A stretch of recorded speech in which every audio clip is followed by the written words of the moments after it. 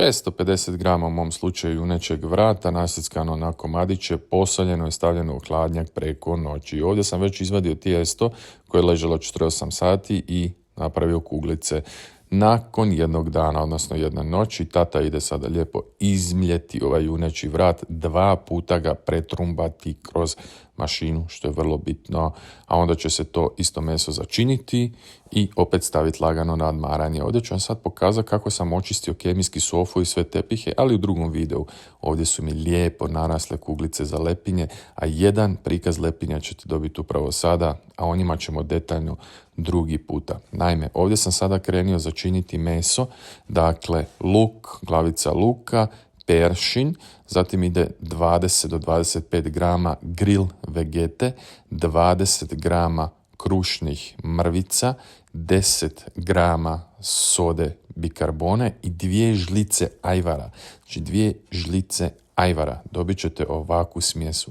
Perfekcija. Izmješajte to naravno još prstima. Ovo je kajmak kojeg sam napravio, ali detaljnije ćemo malo kasnije. Ovo je umak za lepinje koji sam radio, a ovdje ću sada krenuti oblikovati te pljeskavice nakon što je meso još malo odmorilo. Ja sam ih izgnječio pomoću ovoga gnječivača za hamburgeri, ali to možete puno bolje oblikovati i samim prstima. No, s ovim možete dodati ovako lijepe obrise pljeskavici, odnosno ove rešetke koje ne mogu dobiti ako ne pečem na pravome grilu sa ugljenom. Pogledajte kako to meso izgleda dobro. Sad ću vam pokazati kako ta pljeska izgleda. Brutalis. Ok, idemo dalje. Nakon što smo konstatirali da je sve brutalis, tata radi završne pljeskavice. Kosti su rekli da žele nešto tanje, tata inače voli puno deblje. Evo još malo umaka. Ove grill tave koje sam morao zagrijati, s obzirom da nisam kod kuće u svojoj pečenjari pa moram peći na grill tavama. I evo vam još jedan završni pogled na ovo tijesto, lepinja, strava. Pogledajte kako pljeskavice izgledaju. Nisam stavio još malo u hladnjak do odmore dok gosti ne dođe. Još jedan pogled na umak, luk i lagano tata kreće sa pripremama. Prva pljeskavica koja će se peći na dobro zagrijanom ulju biti će za djecu. Uzeo sam ove velike tanjure koje uzimam za picu i krećemo. Tata je 2 metra i 112 kila, čisto da se zna. Tako da za tatu su ove pljeskavice malo male i malo tanke, no međutim radimo sve prema želji obitelji i želji gostiju.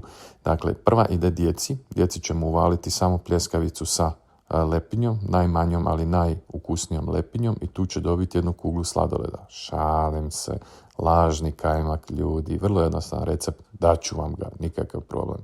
To sam uvalio, iako su rekli da neće niti to, ali na kraju su prste polizale, tanjur su polizale nakon ovih lepinja, pljeskavica i lažnoga kajmaka. No, tata sada ide udarati malo pljeskavice za sebe.